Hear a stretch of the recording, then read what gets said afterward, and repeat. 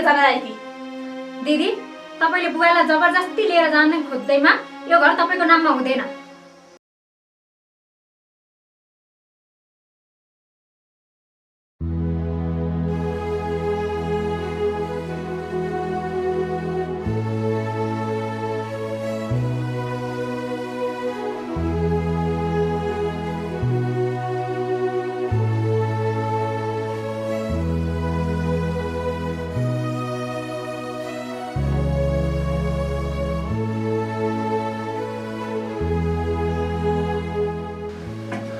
बिहान 4 बजेदेखि उठेको छु। घरको बढार सबै म आफैले गर्नु परेको छ। तरकारी पनि यत्रो काटिसकेँ। बएर 1 गिलास चिया बनाएर ल्याऊ भनेर भन्दाखेरि अहिलेसम्म चिया ल्याइदिन। कुन बेला आउने हो, कहाँ गएकी हो?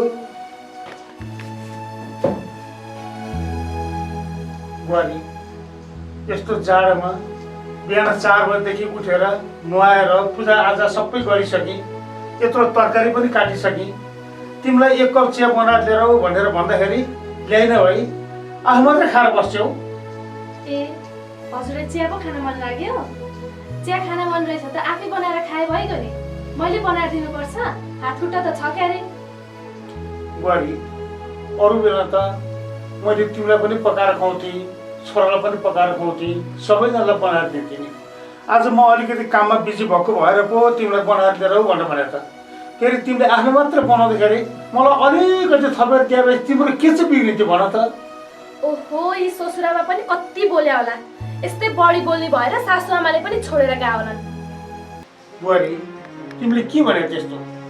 के तिम्रो सासुआमाले मलाई छोडेर गएको के मैले सुख नदिएर हो?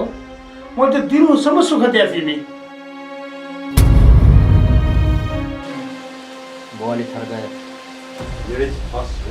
तिम्रो सासूलाई मैले जति सुख त साई संसारमा कसैले पनि दिए पनि थिएन र दिनु पनि दिन सक्दैन होला।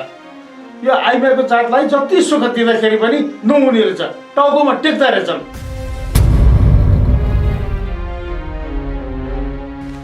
त्यसैले बुहारी, म भनेको तिम्रो ससुरा हो, बाउ सरको मान्छे। यसरी हेला गर्ने काम नगर। ए म बोल्दाखेरि हजुरलाई हेला गरे जस्तो भयो बुहारी आएर? त्यसो भए हजुरले माया गर्ने खालको अर्को बुहारी खोजेर बिहे गर्दै भयो नि त आफ्नो छोरालाई। बुहारी, पैसा छ भन्दैमा धेरै फुरफुर नगर। त्यस्तो पैसा चल्दा पनि आउँछ। फेरि बिहे भन्ने कुरो जीवनमा एकचोटि हुन्छ। घरिघरि बिहे गर्छु भनेर मिल्दैन। के बच्चाको खेलाउन हो बिहे भने? ए भन्नुपर्छ हजुरले मलाई थर्काउनु भएको?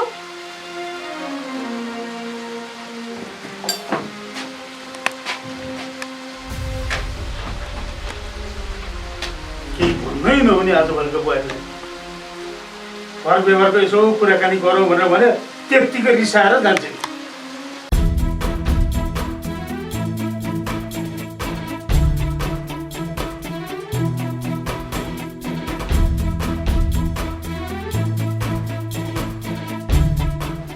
किन रोको? के हो तिमीलाई?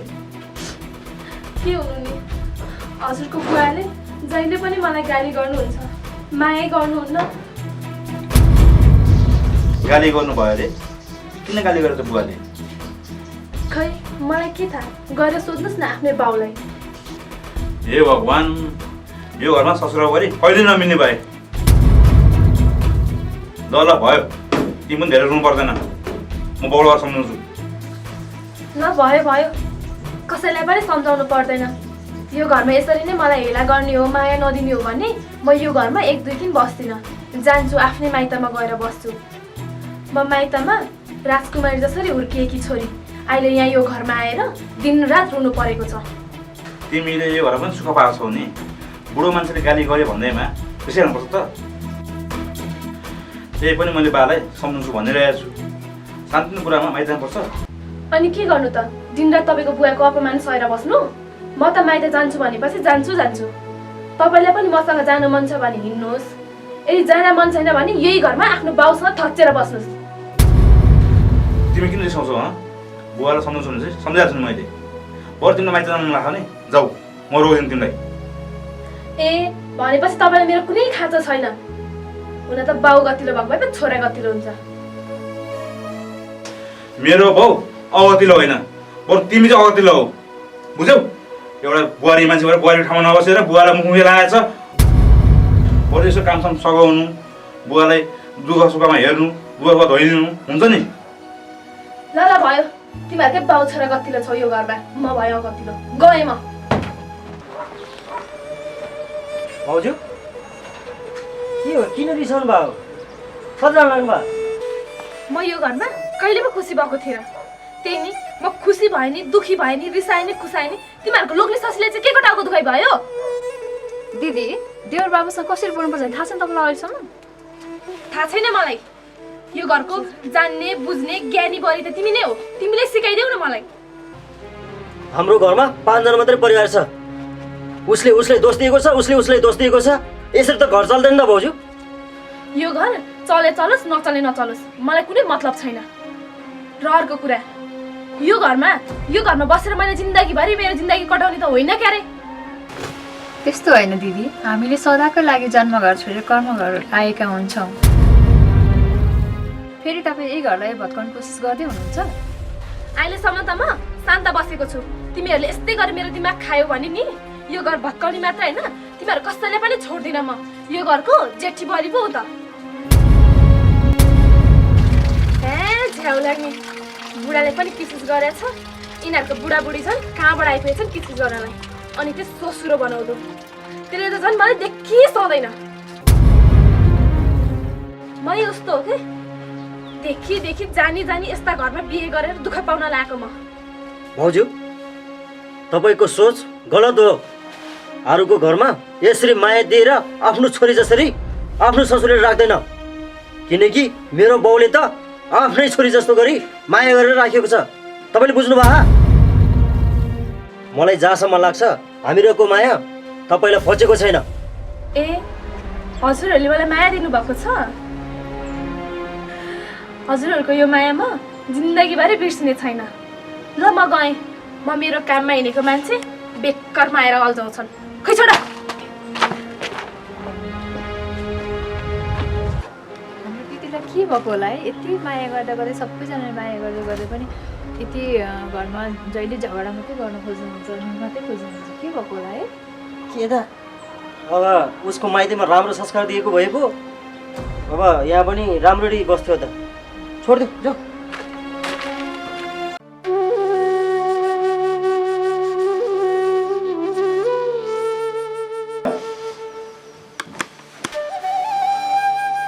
ए बाबु त आइपुगिस्?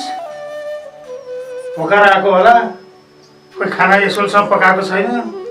हेर्न म पनि काम गर्दा गर्दा थाकिछु, एकछिन यसो पल्टा त भुसुक्कै निधाइछु। तपाईँलाई नि के भएको बा? जहाँ बसे त्यहीँ भुसुक्कै सुत्नुहुन्छ। तपाईँलाई पनि डोलाउनु मान्नु आयो क्या? के गर्छस् बाबु, उमेरले पनि साथ दिन छोडिको। जहाँ बस्यो त्यही भुसुक्कै निधाउँछु। के भएको आजभोलि मलाई? बुहारीहरूले पनि एउटा भने मान्दैनन्। अब के गर्ने त बा? तपाईँले हेरेको केटीसँग बिहे गर भन्दाखेरि मैले मानिनँ। अब आफैले मन पराएर ल्याएको केटीसँग बिहे गर्दाखेरि आज मलाई सुख त कहाँ हाल्यो? तर एउटा कुरा नि भए त्यो बुहारीसँग मुख नलाग्नुहोस्, कति छुट्टी छ हेर्नु त। अनि बा अघि मसँग आएर हुँदै थियो त्यो तपाईँको बुवा उस्तो यस्तो भनेर। मसँग त मुख लाग्छ भने तपाईँ त ससुर बा पर्नुभयो, तपाईँलाई त कहाँ बाँकी थियो त्यसले। त्यसैले बा उसले तपाईँलाई करायो भने पनि तपाईँसँग केही पनि नबोलिदिनुहोस्। उसको बानी त्यस्तो छ, के गर्नु त? कुरो त तैँले भनेको कुरो पनि ठिकै हो बाबु, तर बुहारीले जे गरी जसो गरी भनेर सबै कुरा सुहाउनु पनि त हुँदैन। हाम्रो गाउँ समाजमा पस्ने काम पनि गर्नु पर्यो त बुहारीले। ससुरासँग मुखै लाग्ने, तर मोमो भनेर भन्ने, यो कुरो पनि अहिले हाम्रो समाजले पचाउँदैन नि त बाबु। हाम्रो घरभित्र जे जस्तो सुख भने हामी सुहाउँला, तर अरू पाहुना आएको बेला पनि त्यस्तै बानी बेहोरा भयो भने त हाम्रो त इज्जतै जान्छ बाबु। त्यसैले बाबु श्रीमती छुच्ची छ भनेर त्योसँग झुकेर हुँदैन। श्रीमतीलाई त आफ्नो काबुमा राख्नुपर्छ, आफ्नो संस्कार सिकाउनुपर्छ। उसले माइतीमा जस्तो संस्कार सिके पनि जे गरे पनि हामीले हाम्रो घरमा जस्तो संस्कार छ त्यो अनुसारको सिकाउनुपर्छ। श्रीमतीसँग नझुक बाबु। बुवा म उसको अगाडि झुकेको होइन, फेरि मैले पनि पर्दाखेरि तपाईँलाई हेप्ने कि भनेर मात्रै हो। म शान्त बसेको होइन। कुरो त हो बाबु, तर जे भए पनि बुढेसकाल भएपछि शान्ति खोज्दो रहेछ। घरमा दिनदिनै कल झगडा भएको त्यो पनि राम्रो हुँदो रहेछ। त्यही भएर शान्ति कसरी हुन्छ भनेर मैले पनि बुहारीहरूलाई यसो सम्झाउँछु, बुझाउँछु। तर मात्रै म गाली गर्छु नि, तर गाली गरौँ भनेर अन्य त नसम्झु बाबु। मैले बुहारीलाई पनि राम्रैको लागि मैले गाली गरेको हो, कराएको हो। घरमा चाहिँ अशान्ति कहिले पनि नहोस् बाबु, मैले त्यो मात्रै चाहेको छु। अब हेर्नु बाबु, तेरै भाइ बुहारीहरू छुट्टिएर बसेको कति वर्ष भइसक्यो।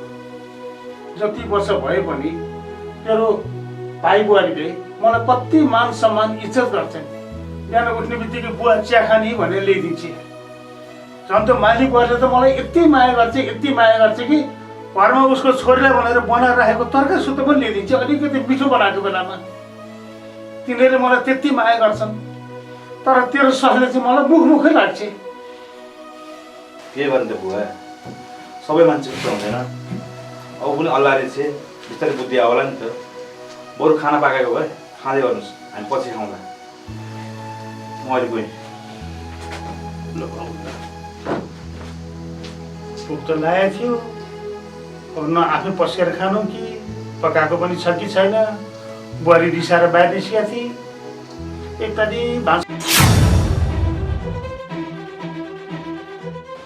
आफ्नो मनको कुरा भनौँ भने यो घरमा सुनिदिने कोही पनि छैन।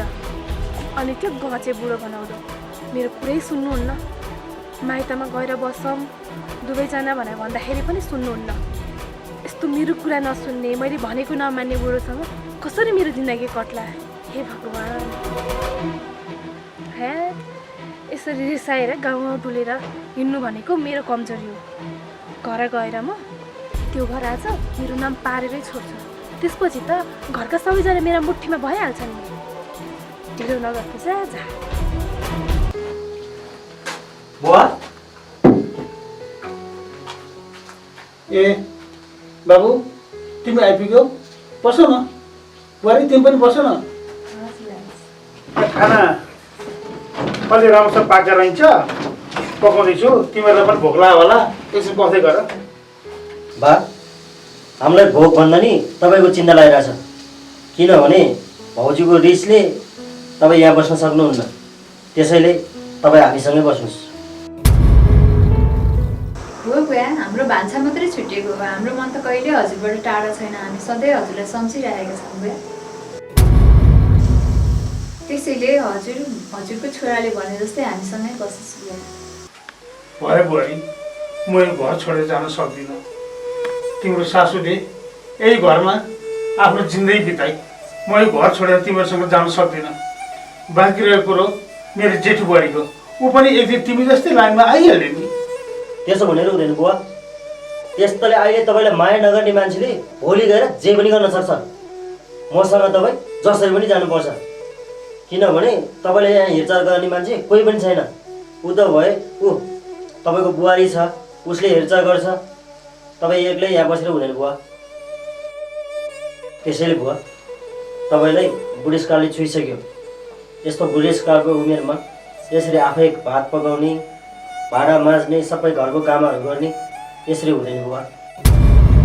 त्यसैले बुवा, यस्तो बेलामा पनि हजुरलाई हामीले हेरेनौँ भने, हामीले छोडेर गयो भने हामी छोरा बुहारी भएको के अर्थ भयो बुवा? हो बुवा, त्यसैले हजुर हामीसँग नै जाउँ। हजुरको नातिले पनि कति हजुरलाई सम्झिराखेको हुन्छ। बुवा जाने भन्छ दिनकै। हजुर हिँडिछु हामीसँग। फेरि बाबुले पनि हामीसँग आउनलाई कति कोसिस गरिरहेको थियो। हजुरबाट हाम्रो बुवाबाट जाने भनिरहेको हामीले चक्लेट दिएर फकाएर आएको। हो बुहारी, तिमीले नातिको कुरा गर्यौ, त्यसको मलाई धेरै याद आउँछ। म जहाँबाट फर्केर आउँदाखेरि पनि, घरमा आउँदाखेरि पनि त्यो नातिकै अनुहार सम्झिन्छु। आएर काखमा आएर झ्याममा आएर मेरो बुवा भनेर झ्याङ्गिन्छ, कहिले खुट्टा समाउँछ। अनि घरबाट बाहिर निस्किने बेला पनि बुवा पुऱ्याउन जाने भनेर ढोकासम्म आएर जान्छ। त्यसलाई त म बिर्सिनै सक्दिनँ बुहारी। त्यो नातिको सम्झनाले पनि मलाई त तिम्रो पठाइमा आएर बस्नु जस्तो लाग्छ। फेरि अब मलाई छोडेर धेरै वर्ष अगाडिदेखि तिमीहरू घर छोडेर हिँडिसक्यौ, मलाई छोडेर हिँडिसक्यौ। फेरि त्यही घरमा फर्केर कसरी जानु भनेर जानु नसके हो बुहारी? भयो भयो हजुर यता आएर बस्यो म हजुरलाई मेरै हातले खाना खुवाउँछु आज। ए ल ल बुहारी ल। ल बाबु आज हामी सँगै बसेर खाना खाने है? हुन्छ बाबा।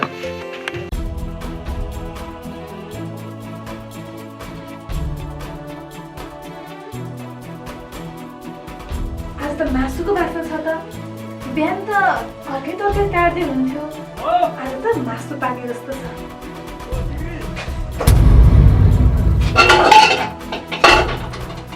ए ससुर बाउ यहाँ आउनु त। होइन है बुवा, कहाँ जानुभयो? छोरी यहाँ आउनु भनेको त। बुहारी के भयो? किन बोलाएको? कस्तो के भयो भनेर सोध्नु भएको? थाहा भएर पनि बुझ पचाउने। सधैँ त मलाई पनि खाना राखिदिनु हुन्थ्यो त यो घरमा। मिठो पाकेको दिन मलाई खाना हुँदैन? कुकरमा हेरेर केही पनि छैन, कराईमा हेरेर केही पनि छैन। मलाई यो कराई र कुकर खानु? भात खाना घरमा बस्नु पर्यो नि त। सधैँ त राखिदिनु हुन्थ्यो त, आज किन? बिहान तरकारी काट्ने बेलामा बुवा म काट्छु म गर्छु भनेर कहिले भनेको थियौ? म बाहिर गएको थिएँ त, देख्नु भएन? अहिले खाने बेलामा चाहिँ नि खोइ भनेर भन्ने। तेरो माइला छोरा बुहारी आएका थिए, तिनीहरूलाई खान दिए। के तिम्रो हात भाँच्चा छ र? पकाएर खान सक्छौ? राख्दैछु अलिकति।